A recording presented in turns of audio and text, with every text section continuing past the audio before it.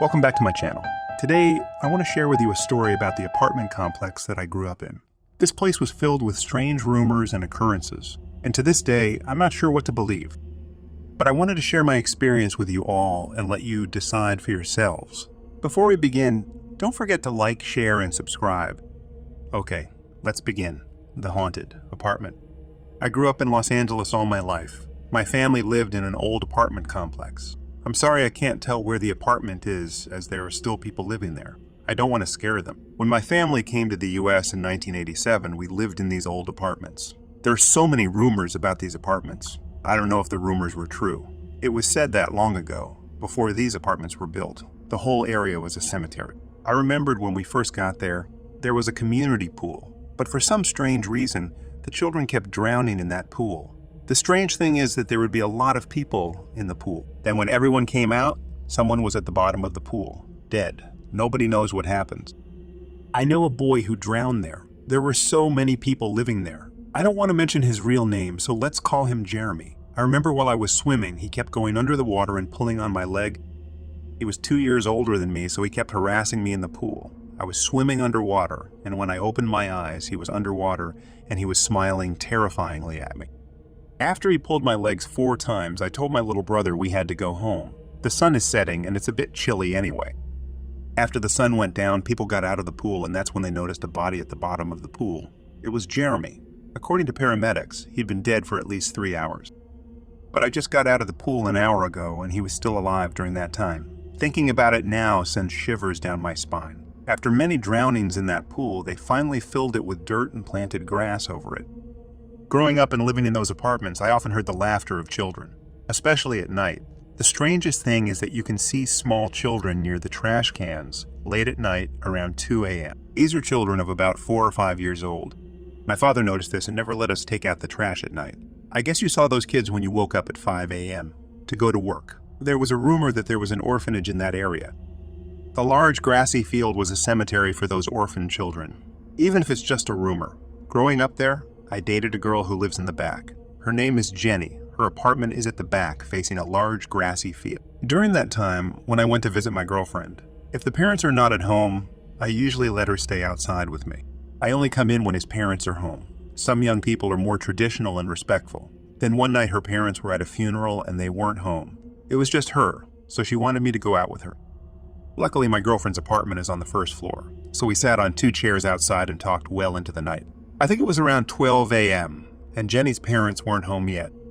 She didn't want to go into the apartment. We were talking, and it was a full moon. We kept hearing noise.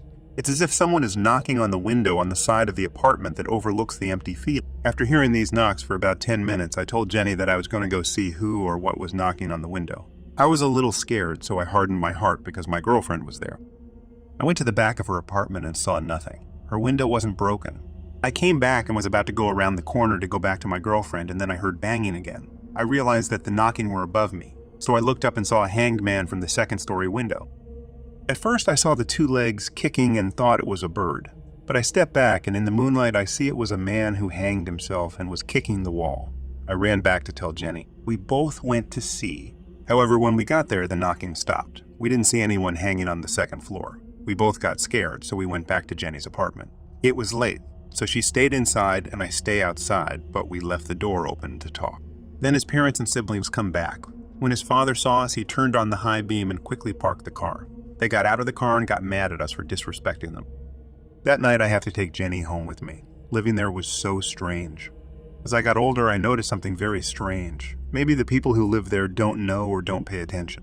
But I have noticed that those apartments that have the number 6 or 9 always seem to bring bad luck. As if they keep hearing or seeing ghosts in their apartment, or something bad happens to them and their family. This event happened in 1992, I believe. I remember it was a year away from my daughter's birth, so I think it was 1992. There's this apartment that has a number 6 on the door. I can't say exactly what number, but I remember it was a number 6 and another number. We lived near that apartment, and one day, a woman hanged herself in the bathroom. The family was trying to open the door, but because she hanged herself and her body was blocking the door, they had a hard time opening the door. When they opened the door and lowered her, she was already dead. Her children crying and calling her was the saddest thing I have ever witnessed. Her family and relatives said that she had just walked past them and she told them to eat more. But the truth is, she's already hanged herself in the bathroom, and when she came to tell them to eat may have been her spirit.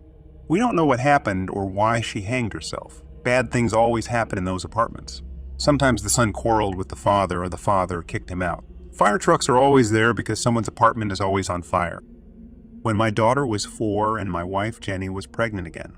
During this time, I already had a job, so we moved out of my parents' house and went to live in an apartment which has a number 9. There were rumors that a family used to live in that apartment. That family has a daughter. But she died because she plugged a broken metal fly swatter into an electrical socket and was electrocuted. The 4th night after we moved, my wife and daughter were already in bed, but I didn't know they were already in bed. I got out of the shower at 11 p.m. The lights in the apartment were already off. I got out of the shower, and before I turned off the light and went to the bedroom, I heard scratching in the living room. I left the bathroom light on and went into the living room. I saw a girl who I thought was my daughter sitting in the corner next to the sofa. She was scratching or touching the socket.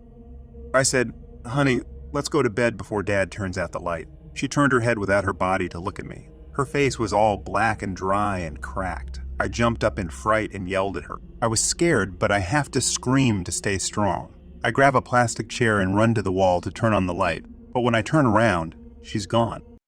My wife came out asking me, why am I yelling? I asked if we have chili. I went to the refrigerator and got our bag of chili. That night I burned pepper all night and did not sleep. After 2 weeks we moved back in with my parents. Today we no longer live there. Even though the place was ugly and haunted, I have many good memories there. Thanks for watching. I hope you enjoyed my story. It's weird to look back on those memories and wonder what was really going on. If you have any stories of your own, feel free to share them in the comments below. As always, don't forget to like and subscribe for more content.